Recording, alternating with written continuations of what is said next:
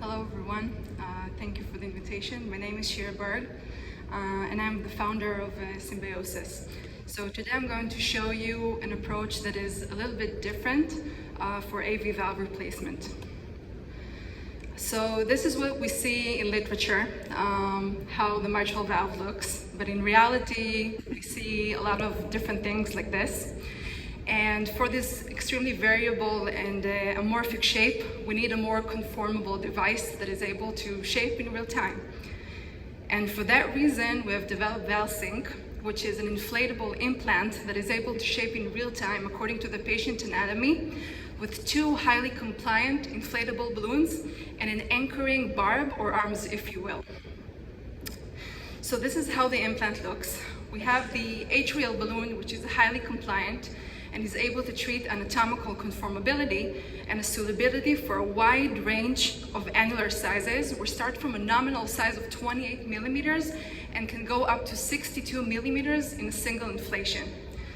The second aspect would be the ventricular balloon, where actually it elevates the stent with the barbs or arms, and that way we're able to control in a very adjustable way the anchoring onto the subvalvular apparatus. So the barbs and the sandwich effect of the two balloons ensure stability and prevent migration. The last thing would be that the thin wall of these specific balloons are able to actually develop a very low profile delivery system, which in the future we foresee that it could be between 24 and 22 French. So this is how the procedure goes in the future. It's a transeptal delivery system. First of all, we expose the atrial balloon, over-expand in the atrium, and then we lower the atrial balloon onto the supraannular plane of the mitral valve, just above the insertion of the leaflets. Afterwards, we expose the ventricular stent and inflate the ventricular balloon. At this part, the implant is already fully functional. So if you will see here, we actually, the compliance of the atrial balloon is so compliant that we can tap many sizes and many shapes. So this is one of our mitral cases in a swine model. Currently, we're doing it in a transapical approach until we'll develop the transeptal delivery. But important to say that the delivery and the delivery of the implant itself is exactly the same like the transeptal one. So the first step is the exposure of the atrial balloon. You can see the stent on fluoro and the deflated balloon on echo. The second step being the atrial balloon inflation, which is highly and very clearly visible on echo. Important to say that at this stage, the animal is completely hemodynamically stable. The third step would be the atrial tug, just to pull the atrial balloon a little bit and to see and make sure that we're in place. After that, we expose the ventricular stent and inflate the ventricular balloon. One of the most unique aspects of this specific device is that we actually have the ability to treat PVL in real time. We do that with a simple inflation or deflation under echo. And this is the final position of the implant. Here you can see that we have basically a minimal LVOT footprint. This is due to the compliance of the ventricular balloon, since it actually takes the shape of the subvalvular apparatus and it's not circular. You can see that it's oval here and the LVOT is quite open.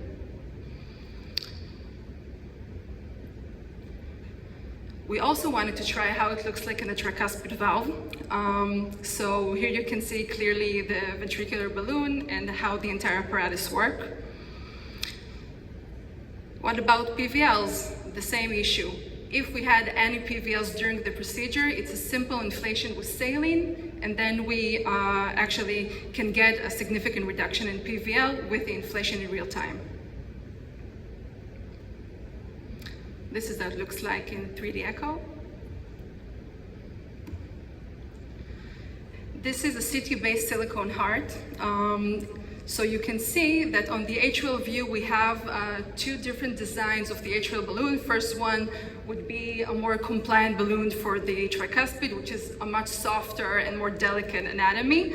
And on the other side, you can see on the ventricular view that we can tap also a very delicate anchoring in the tricuspid, but also deal with very rigid pathologies such as MAC without PVLs. So as I said, since these are highly compliant balloons, we are developing a soft device for a dynamic anatomy across the cardiac cycle, and we are harmonious with the cardiac movement itself. So just to conclude, we're developing an adjustable, implantable implant that could potentially maybe tap a lot of patients, MR and TR patients, since it's a soft device for a dynamic anatomy. It could have potential superior safety profile since we're minimal in the LVOT, and we can reduce the risk for vascular complications due to a relatively lower and smaller delivery system and a short learning curve with 4 steps. Thank you. Great. Fantastic. It certainly gets the award for the most novel concept. But I guess the one question, so it reminds me a lot of direct flow. I don't know if you've come across that old, somewhat now retired technology where there was these balloons across the aortic valve that had more proximal distal. So what are your balloons filled with when you're deploying? And then what are your balloons are going to be filled with at the end of the procedure and to make sure that it solidifies and maintains that integrity? Saline in the beginning and saline in the end. It was very important for us not to put anything chemical inside because it could have multiple complications. And eventually the polymer that we're using to cover the balloon itself, it has an enhanced cell growth, and we expect that about 7 to 8 months post-transplantation, everything would be covered with endothelium. With saline inside still? Yeah. Interesting. So I remember direct flow was actually originally designed as a mitral, and then they repurposed it for aortic, and their hamstring in the aortic was gradients, actually. So how are the gradients associated with this? How big a valve can you put in? So, okay, so this is interesting because our beginning was a docking system, actually, where we just developed the dock and we put in balloon expandable valves. So this is also a possible indication of the device. So as for the gradients, this is a question that I can't answer still. I have a question regarding anticoagulation. So it seems that despite you say it's a really low profile, from the atrial side you have a lot of material. And we know from surgery that the more material you have in the atrium, the more you risk to have thrombosis problem. Do you have already an experience with chronic animals that this problem is not an issue?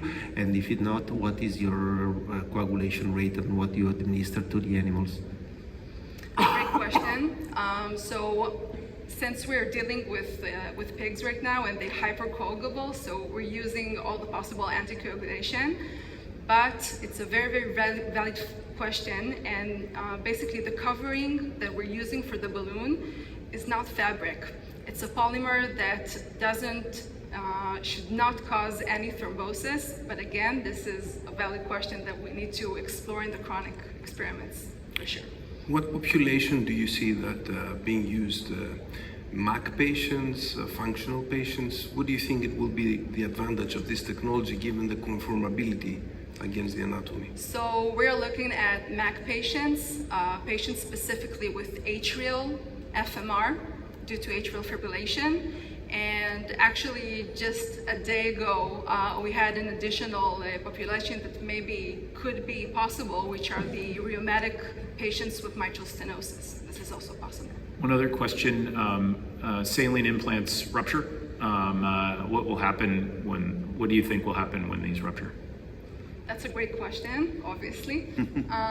So we're developing in the company a lot of stress tests in order to test exactly the burst in chronic experiments. But moreover, it's important to say that these balloons have really, really low pressures. It means that when we fill them up, even up to 10 or even 15 mLs, we get less than half PSI pressure. It's very, very low.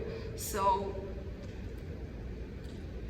I mean, it's a question still. It's a question still, but I have to say that until now we haven't seen this. I would say that in one of our latest experiments, we burst intentionally the ventricular balloon, which is very important, but since the barbs or arms, they're already there, so nothing happened, and the animal was alive and everything was okay.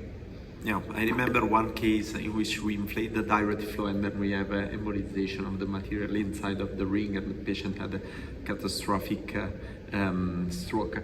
I have a similar question. Do you have a chronic model in MEC? No.